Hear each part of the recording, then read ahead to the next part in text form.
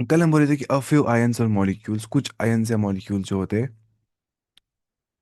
Are transported across the membrane, ठीक है, against their concentration gradient. उनको अगेंस्ट देयर कंसंट्रेशन ग्रेडियंट जो है कुछ मॉलिक्यूल्स को ट्रांसपोर्ट किया जाता है। अब अगेंस्ट द कंसंट्रेशन ग्रेडियंट का मतलब क्या होता है? From lower to higher concentration. हम जानते हैं जहाँ पे होती है कंसंट्रेशन ज़्यादा, वहाँ से निकलती है चीज़ें जाती कहाँ पे? जहाँ पे होती है कंसंट्रेशन कंसंट्रेशन कम। लेकिन उसको बोलते हैं अक्रॉस द कंसंट्रेशन ग्रेडियंट। अब अगेंस्ट देयर कंसंट्रेशन ग्रेडियंट का मतलब होता है कि जब लोअर कंसंट्रेशन से हायर कंसंट्रेशन कोई ट्रांसपोर्ट हो जाता है, और वो नहीं होता है पैसिवली, वो बिल्कुल भी पैसिवली नहीं होता है। आप मानिए फॉर एग्जाम्पल मैंने यहाँ पे स्प्रे कर दिया परफ्यूम का, यहाँ पे क्या है कंसंट्रेशन ज़्यादा, वहाँ पे क्या कोने पे कम। अब जा रही है खुद वहां तक परफ्यूम की, वहां पे कम थी कंसंट्रेशन। इसको बोलते हैं अलोंग द कंसंट्रेशन ग्रेडियंट। ये होती है पैसिवली विदाउट एक्टिव एनर्जी। लेकिन अब अगर मुझे ऐसा कुछ करना है कि कंसंट्रेशन वहां पे कम थी, फिर भी वहां से ही निकल रहा है और जमा हो रहा है जहाँ पे ज्यादा है वहां की ओर, तो यहाँ पे लगती है एनर्जी यहाँ से। इसको बोलते हैं active transport. Such a transport is an energy dependent process होता है, ठीक है, जहाँ पे एटीपी को इस्तेमाल कर दिया जाता है, जहाँ पे लगता है एटीपी। विदाउट एटीपी नहीं हो सकता है transport molecules from lower to higher concentration. Without ATP क्या होता है? Higher to lower. लेकिन lower to higher without ATP नहीं होता है। लोअर टू हायर करने के लिए अगर फॉर एग्जाम्पल आप अपनी चढ़ाई पे चल रहे हैं, ठीक है, ऊपर चल रहा है, लोअर टू हायर जाना है, जाहिर सी बात एनर्जी वहां पे चाहिए होती है। जब हायर टू लोअर आते हैं वो खुद ब खुद हो जाता है कि नहीं? रखा वैसी याद। तो for example sodium potassium pump, इसे बहुत आसान लिखती है आपको, सोडियम पोटेशियम पंप। इतनी खुश तो नहीं है पढ़ना, ज़्यादा आगे पढ़ते हैं इसको डिटेल में। सोडियम पोटेशियम पंप इसने यहाँ पे लिखा है। अब हम देखते हैं यहाँ पे पहले आप समझिए कंसंट्रेशन ग्रेडियंट क्या होता है। नॉर्मल सब्सटेंस मूव कहाँ से होती है? From higher to low concentration, this called as passive transport. It does not require energy, but sometimes the cell needs to move substance from lower to higher concentration sometimes. तो उस मौके पे this is the opposite to the natural direction. This is called movement against the concentration gradient. Now think logically, if something is moving against its natural direction, energy will be required, है कि नहीं? That energy comes from ATP, adenosine triphosphate। यहाँ पे लगते हैं ATP। ATP is the energy currency of the cell। मतलब जैसे cell कहती है स्टोर एनर्जी को in the form of ATP, in the form of adenosine triphosphate, उसको बोलते हैं ATP is the energy currency of the cell. The type of transport is called as active transport. Now example यहाँ पे क्या आती है? Sodium potassium pump यहाँ पे एग्जांपल आती है। तो this is a protein present in the cell membrane. जो सेल का मेम्ब्रेन होता है ना, वहाँ पे एक प्रोटीन होता है, उसको बोलते हैं सोडियम पोटेशियम पंप। अब ये पंप क्या करता है? ये करता है काम, ये तीन सोडियम अंदर को, ये it pump three sodium ions out of the cell. ये सेल से अंदर के जो सोडियम होते हैं उनको पंप आउट कर देता है, उनको बाहर फेंक देता है। ये ऐसा पंप होता है सेल मेम्ब्रेन, जो अंदर से निकालता है सेल से सोडियम तीन, लगाता है बाहर, और दो पोटेशियम लाता है घुसाता है सेल के अंदर जो बाहर होते हैं सेल मेम्ब्रेन पे, ठीक है। तो three sodiums out, two potassiums in, three sodiums out, two potassiums in, three sodiums out, two potassiums in. इसको बोलते हैं sodium potassium pump. It use one ATP molecule for each cycle. हर cycle में एक एटीपी लग जाता है, मतलब तीन सोडियम आयंस को पंप आउट और दो पोटेशियम आयंस को पंप इन, एक रहता है ATP. Three sodium ions pump out, दो potassium ions pump in. Sodium क्या होता है? Na positive. पोटेशियम क्या होता है? K positive. तो ऐसे रखना याद। एक एटीपी लगता है हर साइकिल पे। इट इंपॉर्टेंट फैक्ट यहाँ पे कि sodium concentration is normally higher outside the cell. पता है आमतौर पे क्या हो जाता है? सोडियम कंसंट्रेशन जो होती है वो नॉर्मली हायर होती है outside the cell. Inside the cell में सोडियम ज्यादा नहीं होता है, बाहर सोडियम ज्यादा होता है। अब potassium concentration is normally higher inside the cell. अंदर क्या होता है? पोटेशियम ज्यादा, यानी कि के ज्यादा होता है। The pump maintains this difference. Why it's important? Because it maintains electrical potential of the cell. इससे सेल का इलेक्ट्रिकल पोटेंशियल मेंटेन रहता है। अब पढ़ने ये सब फिजिक्स में वो क्या होता है इलेक्ट्रिकल पोटेंशियल। अब फिलहाल देखिए, मानिए नेगेटिव पॉजिटिव में कुछ वहां यहाँ हो जाता है, ठीक है। Essential for nerve impulse transmission. जब हम पढ़ेंगे ना आगे चल के नर्वस सिस्टम, वहां हम देखेंगे नर्व इम्पल्स ट्रांसमिशन, के नर्व इम्पल्स कैसे ट्रांसमिट हो जाती है। जब तक वहां पे हम पढ़ेंगे, अभी आपको समझ नहीं आ जाए, मैं आपको बोल दूं वरना। यहाँ होता है एक्शन पोटेंशियल, यहाँ पे होता है एक चीज, ठीक है। यहाँ पे रेस्टिंग मेम्ब्रेन पोटेंशियल एक चीज होता है, वो आप छोड़िए। मैं बोलूँ कि नहीं, क्या बोलते हैं आप? मतलब यहाँ पढ़ नहीं है फिलहाल, तो ये बेसिक है आपको यहाँ पे। ये मसल कंट्रेक्शन के बारे में यहाँ पे आ रहा है, तो ऑस्मोटिक बैलेंस में हेल्प करते हैं, ठीक है। इन शॉर्ट आप रखिए याद, एक्टिव ट्रांसपोर्ट का मतलब होता है movement of substances from lower to higher concentration using ATP, जहाँ पे एटीपी इस्तेमाल होता है, जैसे एनसीईआरटी ने दिया है। एग्जाम्पल क्या दी, सोडियम पोटेशियम पंप। अब रखिए यार, वो निकालते हैं 3 सोडियम आउट 2 पोटेशियम इन, 3 सोडियम आउट 2 पोटेशियम इन, ठीक है, using 1 ATP in each cycle, ठीक है। उससे क्या होता है, उससे होती है कंसंट्रेशन, उससे मतलब ट्रांसपोर्ट होती है सब्सटेंस की from lower to higher concentration, यानी कि अगेंस्ट द कंसंट्रेशन ग्रेडियंट, क्योंकि असल में इलेक्ट्रिकल पोटेंशियल कोई करता है क्या, मेंटेन। अब कैसे क्या होता है डेप्थ में आपको पढ़ना होगा, आपको हम पढ़ने कहाँ पे आगे, मैं भूल था लेकिन आप फिर डर जाएंगे क्योंकि यार इतना इंसिडेंट यहाँ पे लिखा ही नहीं है। अब करते हैं बात सेल वॉल की। As you may recall, a non living rigid structure, cell wall. Cell wall को याद रखना चाहिए, that's non living. Cell wall living नहीं होता है, वो क्या होता है, नॉन लिविंग, रिजिड, ठीक है, सख्त होता है। Forms an outer covering of the plasma membrane. Plasma membrane के बाद क्या होता है, बाहर से मतलब प्लांट सेल में सेल वॉल, ऑफ फंजाई और प्लांट्स में दोनों में होता है। Cell wall not only gives shade to the cell and protects the cell from mechanical damage and infection. Cell wall shape भी देता है, सेल को बचाता भी है from mechanical damage and infection. साथ में it also helps in cell to cell interaction जो आपस में हो जाती है, ठीक है, and provides barrier to undesirable macromolecules. अगर एक सेल चाहती है कि मुझे तुम्हारे मैक्रोमोलिक्यूल्स नहीं चाहिए, दीज आर अनडिजायरेबल, या सेल चाहती है मेरे अंदर मैक्रोमोलिक्यूल्स नहीं आने चाहिए, ये वाले ये अनडिजायरेबल, हमें पसंद नहीं है ये, लगा दो दीवार, बाहर से क्या करेंगे, सेल वॉल लगा दो, ठीक है। तो वही, algae has cell wall made up of किससे बनता है, जैसा कि हम जानते हैं एल्गे में सेल वॉल बनता है सेलुलोज से, गेलेक्टिन से और मेनन से। हमने पढ़ लिया था बायोलॉजिकल क्लासिफिकेशन, लेकिन भूल गया होगा मुझे उम्मीद है, क्योंकि भूल जाता है बायोलॉजी, भूल जाता है विदाउट रिविजन। तो यहाँ पे आप देख सकते हैं सेलुलोज क्या होता है, अगर समझ आया ठीक, नहीं आया तो इतना इंपॉर्टेंट नहीं है चीज, यहाँ पढ़ना है आगे कहाँ बायोमोलिक्यूल्स में। सेलुलोज का मतलब होता है स्ट्रक्चरल पॉलीसेकेराइड, है ना, पॉलीसेकेराइड, यानी कि carbohydrate made up of glucose से बन जाते हैं cellulose, main component of plant cell wall. Galactans क्या होता है, पॉलीसेकेराइड्स मेड ऑफ गैलेक्टोज जो बन जाते हैं जो प्लांट सेल वॉल्स। या मैनन्स क्या होते हैं, जो मैनोस से बन जाते हैं, जो प्लांट सेल वॉल्स है वो सीधे मिल जाते हैं। मैनन्स मैनोस, गैलेटेंस गैलेक्टोज, सेलुलोस मतलब अपने ग्लूकोज। ऐसे रखे आप याद फिलहाल, क्योंकि अभी तक आपने नहीं पढ़ा ना ये बायोमोलिक्यूल्स, इसके बाद वही चैप्टर पढ़ना है हमें।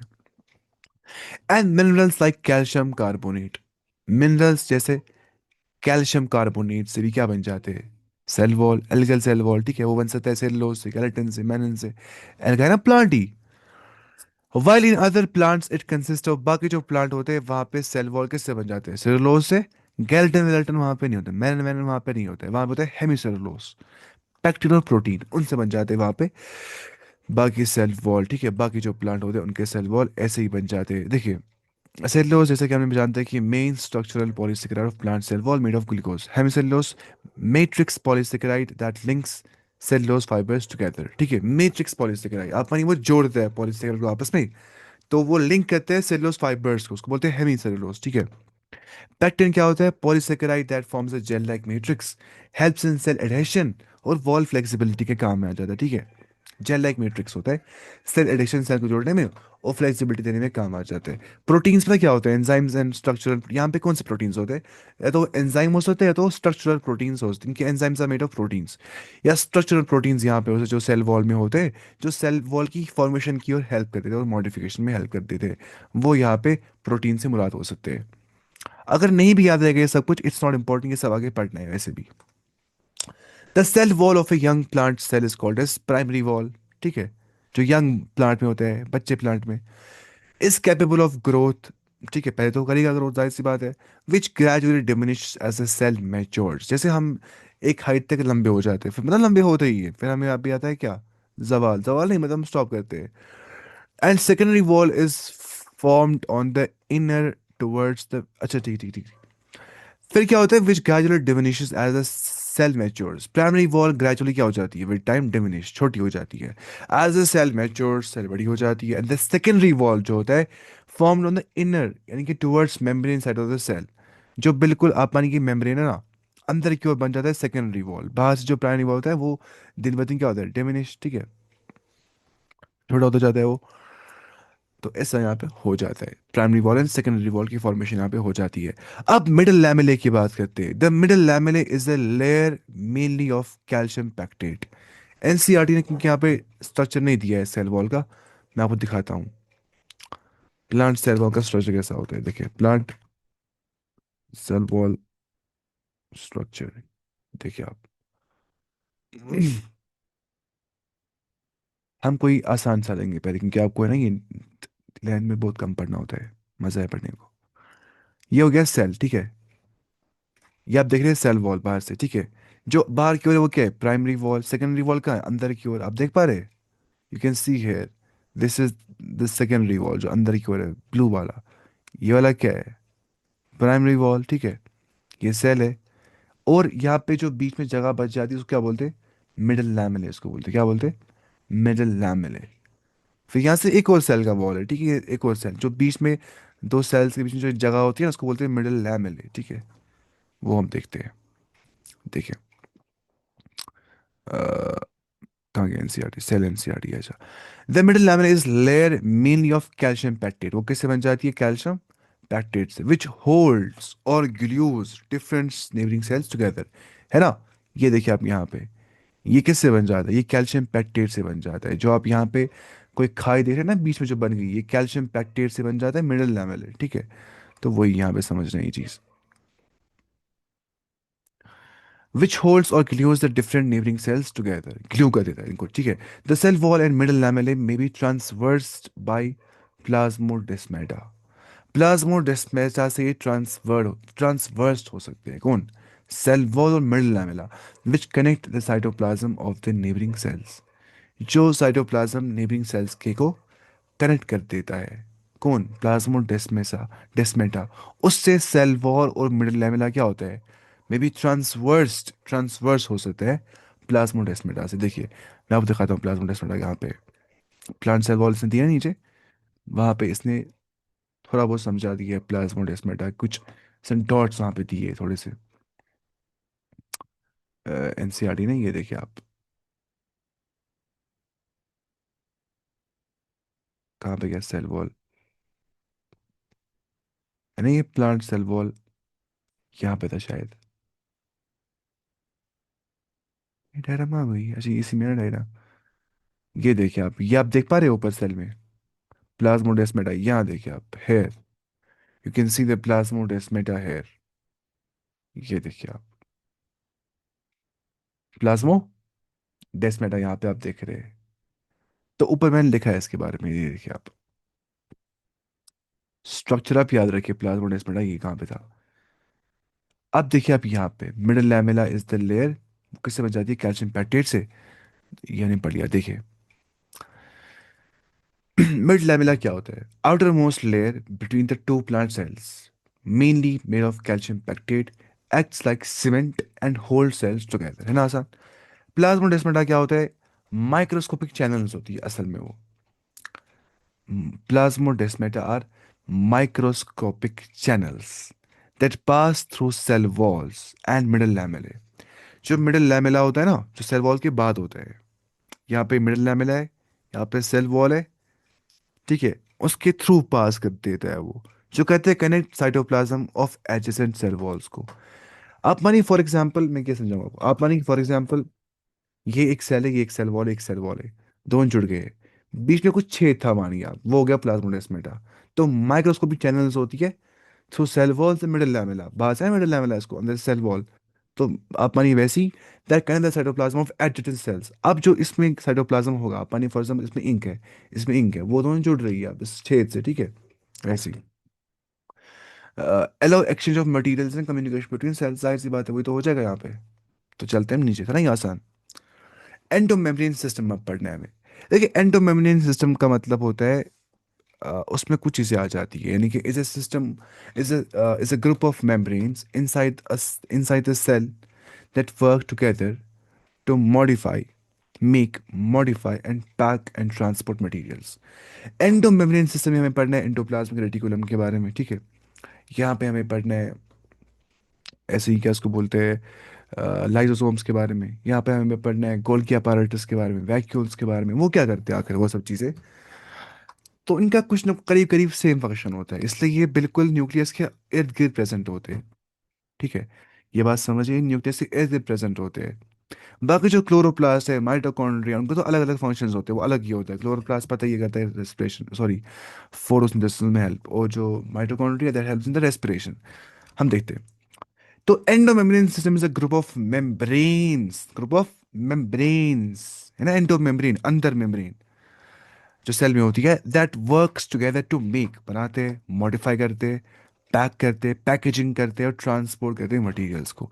तो इट इंक्लूड्स, यहाँ पे क्या क्या आता है, एंडोप्लाज्मिक रेटिकुलम, गोल्गी apparatus यहाँ पे आ जाता है, यहाँ पे लाइसोसोम्स आ जाते हैं, यहाँ पे वैक्यूल्स आ जाते हैं। तो these are the organelles, these organelles are connected functionally, not physically. It's not necessary कि जो, ऐसा नहीं होता है कि लाइसोसोम्स, गोल्गी apparatus या एंडोप्लाज्मिक रेटिकुलम वो सारे जुड़े हुए हैं एक साथ। करीब करीब ही होते हैं, वो एक ही विसिनिटी में होते हैं, लेकिन इनको फंक्शनली दे आर कनेक्टेड। काम सिमिलर होता है, पता है कि आप मानी for example, I am functionally connected to my colleagues of college. हमें कोई प्रोजेक्ट पे काम करना होता है, हम साथ में काम करते हैं, हम अकेले काम नहीं कर सकते। They are not physically connected with me, isn't it so, but they are functionally connected with me. फिर समझिए आप, इनको काम सेम होता है, तो उस लिहाज से क्या होता है आपस में कनेक्टेड। वेरी सिंपल फ्लॉ आप रखिए याद, एंडोप्लाज्मिक रेटिकुलम बाहर से होता है। ये बात याद रखिए, भूल जाते हैं वरना। देखिए, बीच में क्या है, न्यूक्लियस, फिर क्या होता है एंडोप्लाज्मिक रेटिकुलम, फिर क्या होता है गोल्गी apparatus या गोल्गी बॉडी बोलते हैं इसको, फिर क्या होता है वेसिकल, फिर क्या होता है लाइसोसोम, फिर क्या होता है सेल सरफेस। याद करिए, मैं बोल रहा हूँ वरना याद नहीं रहेगा अच्छे से। एंडोप्लाज्मिक रेटिकुलम यहाँ होता है, सेल बिल्कुल न्यूक्लियस के बाद। फिर गोल्गी apparatus होता है, फिर वेसिकल्स होते हैं, ठीक है, फिर क्या होता है lysosomes and then cell surface. Endoplasmic endomembrane system क्या होता है, inner membrane network that protects and transport proteins and lipids. असल में इसका काम ही होता है कि transport of proteins and lipids, वो हम पढ़ेंगे अच्छे से इंशाल्लाह। While each of the membranous organelle is distinct in terms of structure and functions, ठीक है, in terms of structure and function जो है, हर मेम्ब्रेनस ऑर्गेनेल जो है वो डिस्टिंक्ट होती है in terms of its structure and function. दोनों चीज़ें होती है डिफरेंट यहाँ पे। Many of these consider together as endomembrane system, लेकिन कुछ को हम लाते हैं साथ में, बोलते हैं एंडोमेम्ब्रेन सिस्टम, जहाँ पे क्या क्या आती है, एंडोप्लाज्मिक रेटिकुलम, और क्या होता है शाबाश, वैक्यूल, और क्या होता है शाबाश, लाइसोसोम्स, और क्या होता है शाबाश, गोल्गी apparatus, ठीक है। Because of their functions are coordinated, वो साथ में काम करते हैं एक साथ, ठीक है। फंक्शनली दे आर कनेक्टेड, और we can say they are coordinated. The endomembrane system include endoplasmic reticulum यहाँ पे होता है, गोल्गी कॉम्प्लेक्स यहाँ पे होता है, लाइसोसोम्स यहाँ पे होते हैं, vacuole, since the functions of the mitochondria, chloroplast and peroxisomes, ऊपर लिखा था वो पेरोजाइसोम्स, वो दे आर नॉट कोऑर्डिनेटेड, मतलब mitochondria does not depend on chloroplast, their functions are not coordinated, like they are not connected functionally. Mitochondria, chloroplast, peroxisomes, they are not connected functionally. पेरिजाइजोम्स क्या होता है, ऊपर इसने यहाँ पे दिया एनसीईआरटी ने, यहाँ पे देखिए आप, पेरिजाइजोम्स कैसे होते हैं, यहाँ पे देखिए आप, कहाँ पे गया, यहाँ से दिया था पेरिजाइजोम, ये देखिए आप, देख पा रहे हैं आपने ग्रीन वाला पेरिजाइजोम। यहाँ पे क्या देख पा रहे हैं आप, माइटोकॉन्ड्रियन। तो इस पेरिजाइजोम या माइटोकॉन्ड्रियन, और यहाँ पे क्या था क्लोरोप्लास्ट, कहाँ गया ये ग्रीन वाला, इनके फंक्शंस ये फंक्शनली कोऑर्डिनेटेड नहीं होते हैं। लेकिन जो यहाँ पे आप देखिए गोल्गी apparatus, यहाँ पे ये रहा गोल्गी apparatus, ये रहा गोल्गी apparatus, यहाँ से आप क्या देख रहे हैं, रफ एंडोप्लाज्मिक रेटिकुलम, यहाँ से आप क्या देख रहे हैं, स्मूथ एंडोप्लाज्मिक रेटिकुलम।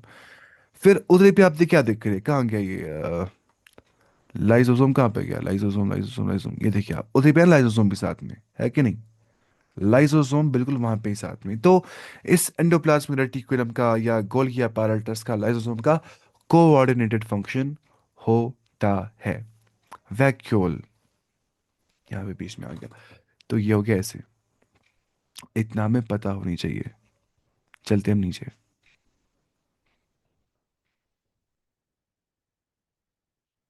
टाइम लगता लोड होने में ना, टेक्स टाइम। ये देखिए मैंने गोल्गी apparatus यहाँ पे लिखा है, और यहाँ पे क्या है, एंडोप्लाज्मिक रेटिकुलम यहाँ पे है, या यहाँ पे नीचे क्या दिया है इसने फिर बाद में, फिर इसने नीचे यहाँ पे दिया है गोल्गी apparatus के बाद लाइजोसोम्स या वैक्यूल्स। तो ये सारे किस में आ जाते हैं, एंडोमेम्ब्रेन सिस्टम के अंदर। ठीक है, इनको हमने एक क्लासिफिकेशन इस तरीके से कर दी है ताकि हमें आसानी से इनको पढ़ पाएंगे हम। अब देखते हैं यहाँ पे, ये देखिए आप, एंडोप्लाज्मिक पेरिजाइजोम्स क्या होते हैं। हम समझते हैं, वरना एनसीईआरटी ने नहीं लिया लिखा है इसके बारे में, थोड़ा सा देखेंगे हम। इट्स नॉट इम्पोर्टेंट, ठीक है। पेरिजाइजोम्स जो होते हैं वो क्या होते हैं, थोड़ा बहुत हम यहाँ पे उनके बारे में देख लेते हैं।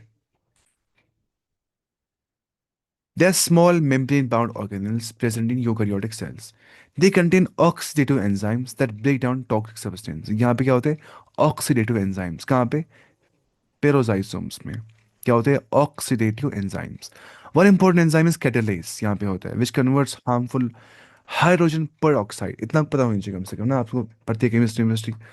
हाइड्रोजन पर ऑक्साइड की पता क्या होती है फॉर्मूला, H2O2, या H2O नहीं, वाटर, H2O2, इसको बोलते हैं हाइड्रोजन, हार्मफुल हाइड्रोजन पर ऑक्साइड। तो इसी हार्मफुल हाइड्रोजन पर ऑक्साइड को ये वाटर और ऑक्सीजन में ब्रेक डाउन कर देता है, कौन, पेरोजाइजोम्स, जो क्या करते हैं, कंटेन ऑक्सीडेटिव एंजाइम। उसमें एग्जांपल क्या आती है, कैटालेस एंजाइम की, वो क्या करते हैं, हाइड्रोजन पर ऑक्साइड को वाटर और ऑक्सीजन में डिवाइड कर देते हैं। मुझे पता है आपके लिए मुश्किल है ना शायद, मैं फिर से बोलता हूँ। पेरोजाइजोम जो है, उनके अंदर ऑक्सीडेटिव एंजाइम्स होते हैं। जो ऑक्सीडेटिव एंजाइम की एग्जांपल यहाँ पे कैटालेस की एग्जांपल आती है, जो कहते हैं H2O2 को, जो कि हार्मफुल हाइड्रोजन पर ऑक्साइड को, वो वाटर और ऑक्सीजन में कहते हैं क्या, डिवाइड। आप पढ़ेंगे शायद इनऑर्गेनिक में पढ़ेंगे आप थोड़ा सा ये। They also help in the break down of fats, ठीक है। फैट ब्रेक डाउन में हेल्प कर देते हैं ये। कहाँ गए हमें, ठीक है। So basically, peroxisomes protect the cell from damage caused by toxin metabolic byproducts. कुछ मानिए बन जाते हैं हमारी बॉडी में, ये बात याद रखनी चाहिए। टॉक्सिन मेटाबॉलिक, मतलब जो हमारे मेटाबॉलिज्म होता है, वेदर एनाबॉलिज्म कैटाबॉलिज्म, हमने बात की थी इसके बारे में। तो उस लिहाज से टॉक्सिक मेटाबॉलिक बाई प्रोडक्ट जो बातें बन जाते हैं वो बन सकते हैं। फॉर एग्जाम्पल बनते हैं बाज़ अगर हमारी बॉडी में क्या, हाइड्रोजन पर, वो बहुत टॉक्सिक होता है, बहुत हार्मफुल होता है। तो उसी हाइड्रोजन पर को H2O2 को H2O वाटर और प्लस ऑक्सीजन में कन्वर्ट करने के लिए इस्तेमाल होता है पेरोजाइजोम का एक ऑक्सीडेटिव एंजाइम कैटालेस। आप समझ पा रहे हैं आप क्यों आई chemistry is important for biology, समझ पा रहे हैं आप कि नहीं, हाँ, ये रीजंस होते हैं। फिजिक्स भी आएगा थोड़ा थोड़ा, हम देखेंगे वहाँ पे हार्ट के चैप्टर में। तो एंडोप्लाज्मिक रेटिकुलम की बात करते हैं हम अब, ठीक है। एंडोप्लाज्मिक रेटिकुलम की हम बात करते हैं। एंडोप्लाज्मिक रेटिकुलम क्या होता है, जो हमने देखा था वहां पे, इलेक्ट्रॉन माइक्रोस्कोप स्टडी ने यूकैरियोटिक सेल्स के रिवील कर दिया कि presence of network of reticulum, of a network और रेटिकुलम। देखिए, रेटिकुलम का मतलब होता है नेटवर्क, क्या होता है, नेटवर्क। अगर आपको कनेक्ट करना आता है पढ़ाई के दौरान, आपको याद है मैंने आपको कहा था कि जो वेनेशन होती है, जो वेन्स अरेंज होती है लीफ के अंदर, दे कैन बी क्या, रेटिकुलेट वेनेशन, और क्या होती है, शाबाश, एंड पैरेलल वेनेशन। अब रेटिकुलेट जहाँ पे नेटवर्क होता है, पैरेलल जहाँ पैरेलल होता है, यहाँ पे देखिए रेटिकुलम मतलब नेटवर्क, देखिए नेटवर्क कितना अच्छा बन गया है, कितना बड़ा नेटवर्क है ना।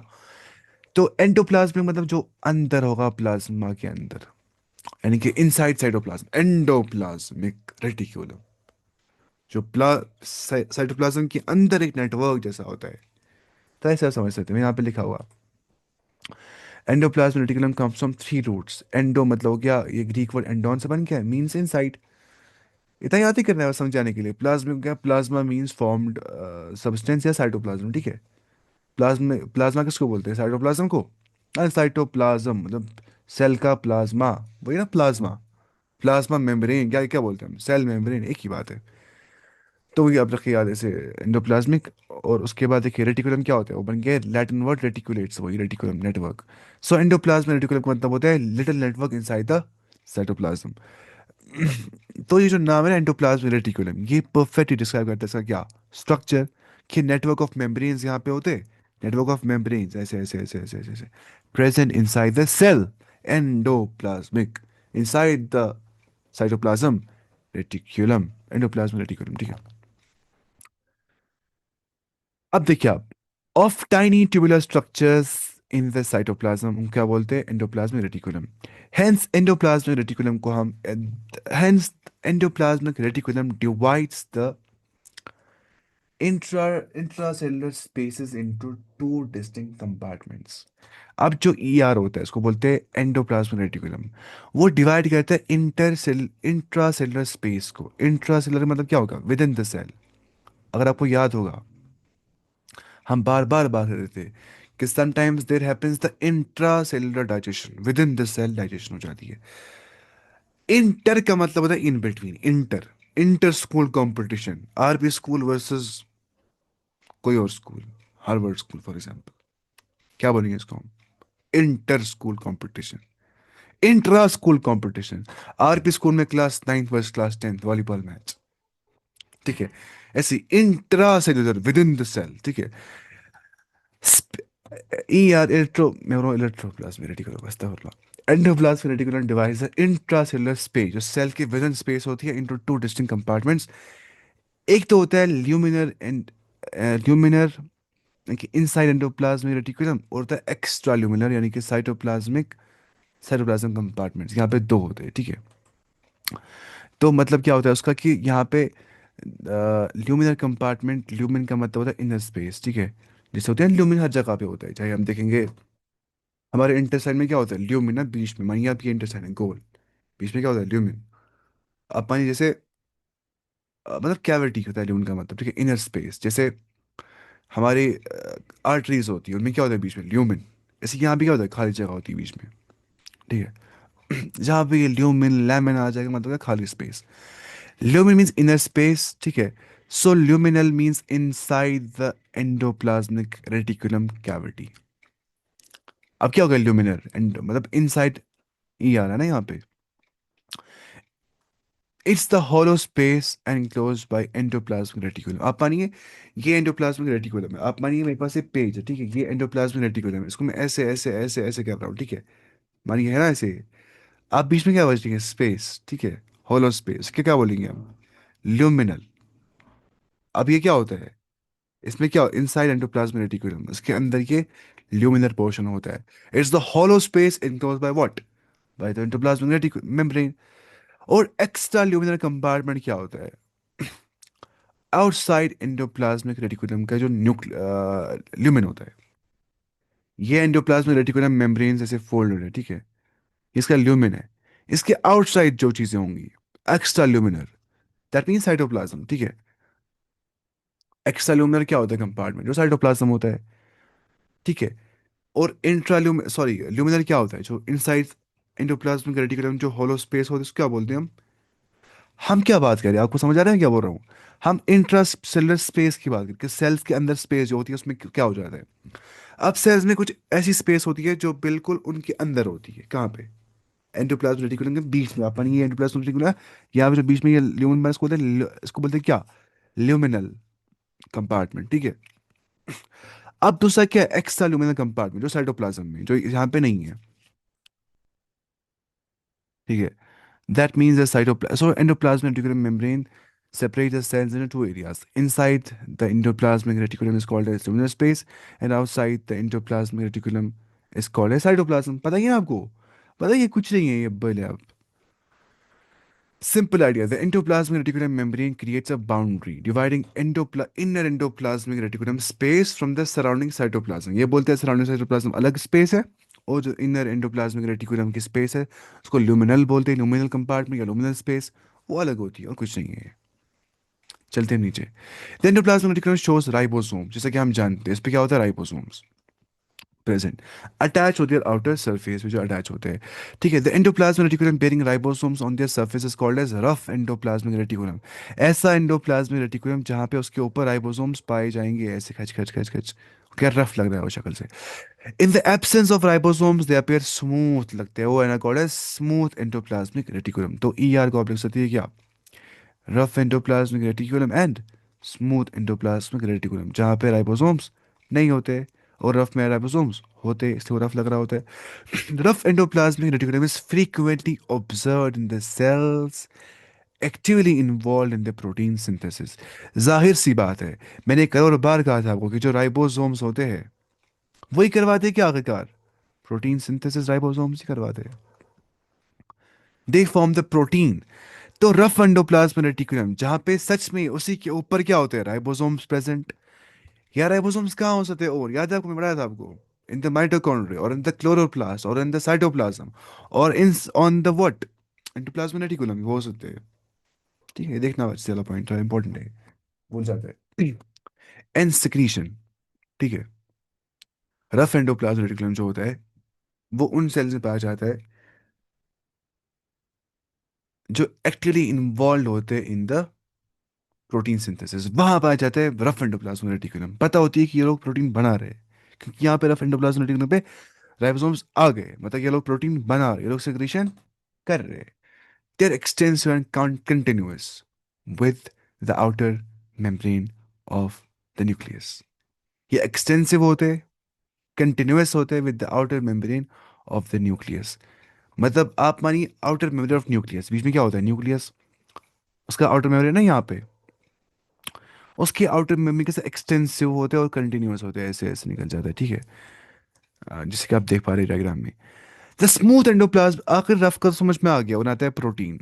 स्मूथ एंडोप्लाज्म रेटिकुलम क्या करते हैं, वो नहीं बनाता है प्रोटीन, मतलब जिनमें वो पाया जाता है वो सेल्स बनाती है प्रोटीन। कि रफ एंडोप्लाज्मिक रेटिकुलम पे जो राइबोसोम्स होते हैं वो बनाते हैं protein, this is called as more precision. अब स्मूथ एंडोप्लाज्मिक रेटिकुलम और एससीआर क्या करते हैं, is a major site for synthesis of lipid, ठीक है, फैट बनाता है। In animal cells lipid like steroidal hormones are synthesized in SCR. इनके स्मूथ एंडोप्लाज्मिक रेटिकुलम जो कि आप ऊपर डायग्राम में देख पा रहे थे, वो क्या बनाता है, वो बनाता है lipid like steroidal hormones. Steroidal hormones क्या होते हैं, मैंने यहाँ पे लिखा है, देखिए। स्टेरॉइडल हार्मोन्स और हार्मोन्स मेड फ्रॉम कोलेस्ट्रॉल, जो बन जाते हैं किससे, कोलेस्ट्रॉल से।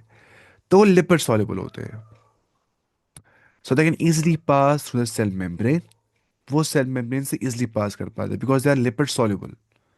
क्योंकि होती है ना वहाँ पर लिपिड बाइलेयर होती है, वो अंदर से हाइड्रोकार्बन्स की चेन, सैचुरेटेड हाइड्रोकार्बन्स की चेन जो क्या होती है, लिपिड से बनी हुई होती है ना वो चेन। तो अगर वो लिपिड सॉल्युबल होते हैं तो वो आराम से निकल पाते हैं उधर से, ठीक है। यहाँ पर सिर्फ फैट सॉल्युबल एग्जांपल यहाँ पे आती है, फॉर एग्जांपल टेस्टोस्टेरोन। ठीक है, टेस्टिस क्या बनाती है, टेस्टोस्टेरोन जो कि मेल हार्मोन होता है, ठीक है। ऐसी एस्ट्रोजन फीमेल हार्मोन होता है, ठीक है। ऐसी प्रोजेस्टेरॉन, ये भी होता है, इसको बोलते हैं, प्रोजेस्टेरॉन को बोलते हैं प्रेगनेंसी हार्मोन। ऐसे कॉर्टिसोल स्ट्रेस हार्मोन जैसे होता है, एल्डोस्टेरॉन जैसे होता है, ठीक है। तो ये सब क्या होते हैं, ये सब होते हैं स्टेरॉइडल हार्मोन्स, ये लिपिड लाइक स्टेरॉइडल हार्मोन्स होते हैं जो फैट सॉल्युबल होते हैं। हमें ये सब कहाँ पढ़े हैं, बायोमोलिक्यूल्स में। अब ये समझ नहीं, आपको नहीं आएगा, ये आपको बिल्कुल समझ नहीं आ जाएगा, ये खतरनाक लेवल का। अगर समझ आया तो ठीक, नहीं आ गया तो मत समझिए। क्यों पढ़ना है ये बोइलर, मैं आपको अजाब करवाता हूँ, इतना नहीं पढ़ना होता है, बता। आप छोड़ रही हम इतना क्यों पढ़ते हैं बोइल कॉशकृत, एनसीईआरटी पढ़नी है, वो भी हम पढ़ते हैं इतना अंदर तक। अब देखिए गोल्गी apparatus, ठीक है। देखिए असल में था साइंटिस्ट का नाम कैमिलो गोल्गी। 1898 के अंदर, यानी कि 1999 से 1900 से पहले 2 साल सिर्फ, इसने ऑब्जर्व किया densely stained reticular structures. Densely stained, अब गोल्गी apparatus की बात होती है, वो खत्म हो गया endoplasmic reticulum. Densely stained reticular मतलब नेटवर्क लाइक था वो, ठीक है, structures near the nucleus. Densely stain का मतलब हो गया जब उसने स्टेनिंग कर दी तो they absorb a lot of stain, उन्हें बहुत एब्जॉर्ब किया स्टेन, तो ये बहुत डार्क लग रहे थे उस टाइम पे, इसने ढूंढे थे ये। इनको नाम पड़ गया इसी के नाम पे, गोल्गी apparatus, ठीक है। साइंटिस्ट के नाम पे का नाम पड़ गया गोल्गी बॉडीज या गोल्गी apparatus। तो apparatus का मतलब होता है इक्विपमेंट, है ना, बोलते हैं ना apparatus, इक्विपमेंट। तो मतलब आप पानी structure discovered by Golgi, Golgi apparatus। तो these were named after the gol named Golgi bodies after him, उन्हीं उसी के नाम पे गोल्गी बॉडीज और गोल्गी apparatus एक ही बात है, आप बोल सकते हैं। They consist of many flat disc shaped sacs. Disc जैसे, डिस्क क्या होते हैं, खेलते ना वो ऐसे ऐसे फेंकते हुए ऐसे चलती है वो डिस्क होती है ना, वैसी। अब आप मानिए वैसी डिस्क शेप्ड सैक्स, अब वैसी सैक होंगे आप मानिए, है ना, ये देखिए, this is a disc shaped sac. This is a disc shaped sac, this is a disc shaped sac, this is ये ऐसे बनाना है, ऐसे बनाना आएगा ही नहीं मुझे अच्छे से, क्या बता रहा हूँ मैं। हम बना के ये बनाना क्यों है? ऐसे ऐसे ऐसे, ठीक है, ऐसे ऐसे ऐसे डिस्क शेप सैक यहाँ पे होता है। और सिस्टरनी, उनको बोला जाता है सिस्टरनी, उन सैक्स को। ये देखिए आप, इसमें यहाँ पे लिखा है, ये सिस्टरनी एक है, दो है, तीन, चार, पांच, इनको बोलते हैं सिस्टरनी। वो सिस्टरनी क्या होते हैं? वो डिस्क शेप्ड सैक्स होते हैं, ऐसे बोरियां जो डिस्क जैसी होती है। कितनी बड़ी होती है? इतनी छोटी होती है, 0.5 माइक्रोमीटर टू 0.1 माइक्रोमीटर, इतनी छोटी इसने ऑब्जर्व करती थी गोल्गी साहब ने, कैमिलो गोल्गी ने, 1898 में। These are stacked parallel to each other. Stack क्या होता है? जैसे होते हैं स्टैक ऑफ कॉइन्स, अपन एक कॉइन पे कॉइन पे कॉइन पे कॉइन पे कॉइन पे कॉइन पे कॉइन, क्या बोलते हैं? Stack of coins. तो स्टैक्ड पैरेलली, इसके ऊपर ऐसे ऐसे ऐसे ऐसे ऐसे ऐसे, ठीक है। These books are stacked together, है ना? एक बुक, दो बुक, तीन बुक, वैसे समझे आप। तो they are stacked what? Parallelly to each other. Very number of cisterni are present in the Golgi complex. ठीक है, the Golgi cisterni are concentrically arranged. पहले हम देखेंगे cisterni का मतलब क्या होता है। cisterni का मतलब पता क्या होता है? cisterni is a Latin word. Singular यहाँ पे होता है सिस्टर ना। सिस्टर नी क्या, नहीं क्या होता है? सिस्टर नहीं, NAE, प्लूरल फॉर्म यहाँ पे आ जाता है। तो मतलब होता है एक ऐसा रेजर्वायर या ऐसा स्टोरेज टैंक, या हम बोल सकते हैं क्या, सैक फॉर वाटर, पानी के लिए। सेल बायोलॉजी में सिस्टर्नी क्या होता है? They are flattened disc like membrane bound sacs. Membrane के पास होता है, पास, ठीक है, सैक्स होते हैं ऑफ गोल्गी apparatus और एंडोप्लाज्मिक रेटिकुलम। आपको याद रखना है ये गोल्गी apparatus, ये नहीं है एंडोप्लाज्मिक रेटिकुलम। ठीक है, उसके बाद ये हो गया, तो ये आपको समझ में आ गया होगा। चलते हैं हम नीचे, एनसीईआरटी ने दिया है काफी, इतना काफी है। Very number of cisternae are present in the Golgi complex. The Golgi cisternae are concentrically arranged. Ji concentrically arranged होते हैं, ऐसे ऐसे ऐसे ऐसे। concentrically का मतलब होता है कि arrange in circles or layers around a central point। ठीक है, arranged in layers or circles around a central point। The flattened sacs are stacked in curved layers, है ना, one around the other, forming a circular or semi-circular pattern बनाते हैं near the nucleus के पास, ठीक है। तो जैसे रिंग्स ऑफ ओनियन होती है, ओनियन रिंग जैसी लग रही होती है, बस एक दो तीन चार, उसको बोलते कंसेंट्रिकली अरेंज। अपनी वैसे यहाँ पे क्या होता है? वन लेयर सराउंडिंग अनदर, एक लेयर होती है करती है सराउंड दूसरे को, दूसरी करती है सराउंड तीसरे को, तीसरी करती है सराउंड चौथे को, उसको क्या बोलते हैं? They are stacked parallel to each other. NCERT ने अच्छा लिखा है यहाँ पे, stacked parallel to each other. तो कंसेंट्रिकली अरेंज होते हैं near the nucleus with distinct convex cis और द फॉर्मिंग ट्रांस। आप एक बात समझिए, ठीक है, यहाँ पे सिस और ट्रांस होता है। कन्वेक्सेंस सिस होता है और फॉर्मिंग ट्रांस होता है। अब वो क्या होता है देखिए आप ध्यान से, सुनिए आ रहा है इसको, ये ना देखिए, कनकेव ट्रांस, ठीक है। ऊपर देखिए वापस से क्या लिखा है इसने, द कन्वेक्स सिस और द फॉर्मिंग फेस। देखिए अब मैं लिखूंगा, कन्वेक्स